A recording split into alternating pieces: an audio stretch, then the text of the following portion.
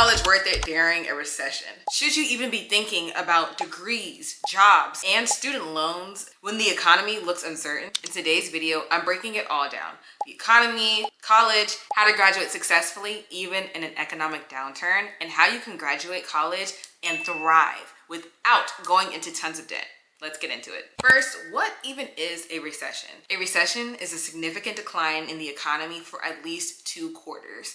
It usually comes with less jobs hiring, more competitions for the job that are hiring, higher unemployment, and less jobs available all around. Right now, experts are warning about a potential slowdown or a recession coming soon. Inflation is high, meaning things are getting more expensive. Interest rates are up, meaning the cost to borrow is more expensive, which would affect things like student loans. And companies are starting to cut costs, which could reduce your likelihood of getting an internship or getting your first high-paying entry-level job. But here's the key. Recessions do not last forever, and some of the most successful people actually graduated during a recession and were able to start a successful career, and you can too. So let's talk history. When you think recession, at least of the 2000s, one of the biggest ones you hear is from 2001.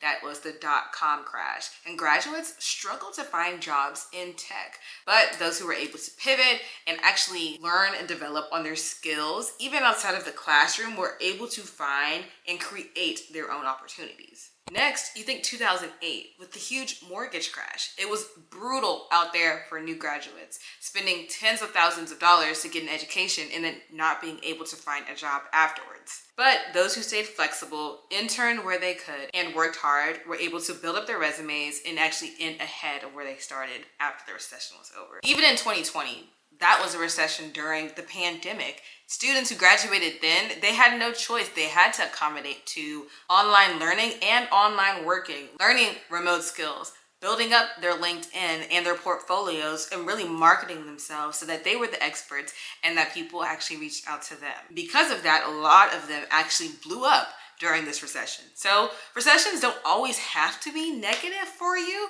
They can be very positive if you turn it and work them in your favor. The takeaway from history is that first, this is not the first time this has happened, and it won't be the last. But economic downturns favor those who are flexible, proactive, and strategic. This is not the time to just wait and see what happens. You really need to be on top of things here and take advantage of everything that you have learned and apply it. Now, to answer the big question, can you still go to college during a recession?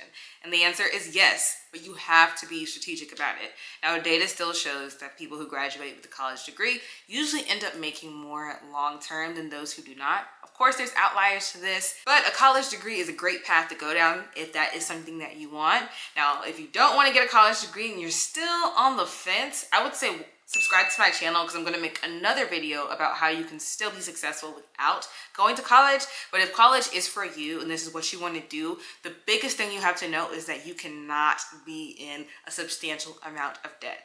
My goal is to help you get to $0. In fact, I want you to get paid to go to college, similar to what I did. But even if not, have such a small bill that you can easily pay it off by working an internship or within the first year of your new job. So if you want to go to college in the fall or you're already in school, I would say pick a major that tends to stay strong even through times of economic downturns, such as healthcare, tech, education, finance. These are all fields that tend to be pretty strong even during a recession. But even if that's not your passion or not what you want to do with your major, you can still get into these fields if your major does not exactly correlate. For example, I was a chemistry major, but I did a credit internship at JP Morgan. Chemistry and credit don't necessarily have anything to do with each other, but I was able to maximize on the skills that I had learned. And I also started a company while I was in college, and having that entrepreneurship background, you get so much exposure to different fields. That's credit right there, finance, sales, marketing, all of these things I was able to package and communicate on my resume, on my LinkedIn, and that made me a more well-rounded applicant and eligible to apply for a lot of different fields that were not necessarily related to my major. So highly recommend you get outside of the classroom, whether you start your own business or not. work in a different club, or start a different project.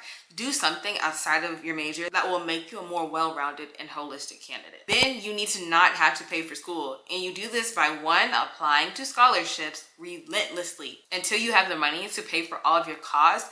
And then 2, work internships. That is a wonderful way to not only build up your resume, but get paid a substantial amount of money. At one of my internships, I made over $40 an hour, and that equates to about 10 grand for the entire summer. And if your cost of school has been significantly reduced, that's money that you can either keep and invest and save for another day, or that's money that you can use to pay off some of your debt if you have still some left over. And the last thing is to make sure that you're focusing on building real world skills. Like I said, even if you don't want to start a business, do a project outside of class, join a club. It's not always about good grades. In fact, it rarely is. A lot of graduates who go to these high-paying jobs do not have 4.0 GPAs because outside of school, a 4.0 doesn't really get you that far. It really doesn't. It's more about who you know, how you know them, so you make sure that you're networking and also having those skills to make you a better candidate just all around. Hopefully that answered the question that you can still graduate college during a recession, but here are 5 tips that will help you along your path if this is something that you want to consider. First things first is you have to apply for scholarships relentlessly. Watch my last video about how I won $1 million in scholarships and how you can too. There are literally millions, billions of dollars that go unclaimed in scholarship funds every single year. So make sure that you are going after as much of it as you can. And you will not win everything. In fact, you'll probably get rejected to 9 out of the 10 things that you apply to. But it's that 1 out of 10, that 10% that can pay for your entire education. In fact, you can get enough and get something called a refund check, and that is money that you get to keep at the end of the semester. I always tell my students to apply for local scholarships, as there's usually lesser competition and a higher chance for you to win. You can find these through your high school's website. Even if you're still in college, you can still look at your high school's website. Look at other high schools near you website. A lot of times their counseling page will have scholarships listed, and you can look at community foundations for the county or city that you are in. I'll leave some links and resources down in the description box below. There's actually a community foundation locator where you can type in your city and it will show you all the community foundations near you, because a lot of small businesses who are usually associated with these foundations give out a lot of scholarships. I'm talking utility companies, law firms, small businesses. They want to give back to students. So let that student be you. And even outside of your local scholarships, there is mos.com, bold.org, Scholly, and social media, Instagram, TikTok, that you can use to find scholarships to apply for. Bottom line, applying to scholarships needs to be one of your top priorities if you want to graduate debt-free. And let me tell you right now, as someone who recently graduated, the opportunities that you have for people to just hand you free money are very slim. So take advantage of them while you are in college right now. Next tip is to prioritize paid internships early. If you can't get your costs all the way down with scholarships, internships will be your next best bet. I made over $30,000 from my internships while I was in college. You can find your first summer paid internship through sites like WayUp and Handshake and LinkedIn. It is so slept on and so underrated, but LinkedIn is the professional social media platform. So instead of just focusing on Instagram and TikTok, put LinkedIn into that mix. I mean, at least once a week, make a post, engage with others, because there are always internships and always jobs posted on LinkedIn. You can follow me there because I post a lot as well. And internships are not only great to make money, that's wonderful, but they also are great to build up your resume and start that networking. Because like I said, a lot of these jobs, even when you are ready to graduate, some of them will not be posted online for everyone to see, especially if the company is going through, a hiring freeze, or they're not openly market some of these opportunities. But if you know someone internally, they can get you into the door faster.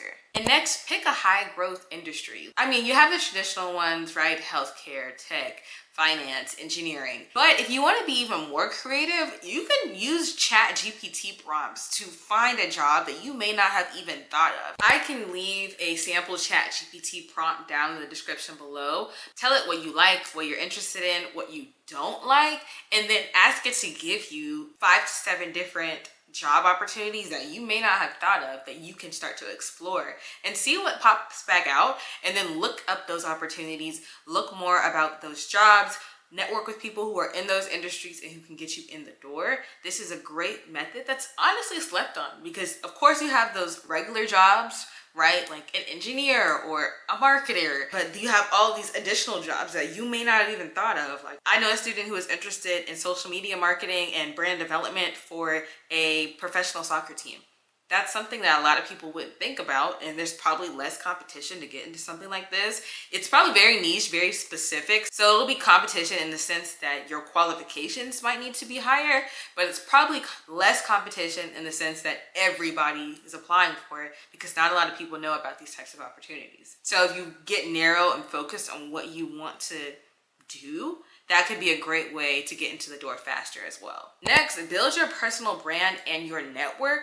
Your personal brand, who you are, what you represent, I promise you it's going to be worth more than what you even know, because 2025 and beyond is the time to open doors and have doors open for you. It's not only who you know, but who knows you and who will speak on behalf of you in rooms that you're not even in. Because if you're a great student, you can have a professor speak for you to a colleague that they know who works at the dream company that you have. Like, I have an intern who was interested in music management, and her professor knows someone who worked at Sony and made that connection. That's the magic of networking. Stay connected to the professors that you actually like and that you have done well in their class. All the past internships and the jobs that you've had, stay connected to them. And stay connected to students, because it's not just about networking vertically, so like someone who's above you, which is your professor or a boss that you had, but also networking horizontally, which would be your classmates, because they can know opportunities that you don't know about. So always share your interests and have that elevator pitch, that 30 seconds about who I am, what I'm interested in, and share that with people. Practice it and get better, because networking and communication comes with practice. And the last tip I have to share is stay flexible and open-minded. Your first job does not have to be your entire career, okay? You can change your mind, you can grow and develop even within the same company. If you're at a large enough company, just because you started in one part of the company doesn't mean that you can't switch to a different part a couple of years later. Stay open-minded and honestly get in the door, and then once you're in the door, network and see what else you like to do, where else you'd like to learn about, and shadow as many people as you can. Overall, stay ready to pivot and learn as much as you can. Be a sponge in your early years. The bottom line is, yes, you can graduate college during a recession. Yes, you can still go to school debt-free, even during economic uncertainty, but you have to have a plan and you have to be smart about it. So make sure you subscribe to my channel and comment down below any questions that you have, and be sure to turn on your notification bell because I post every Thursday.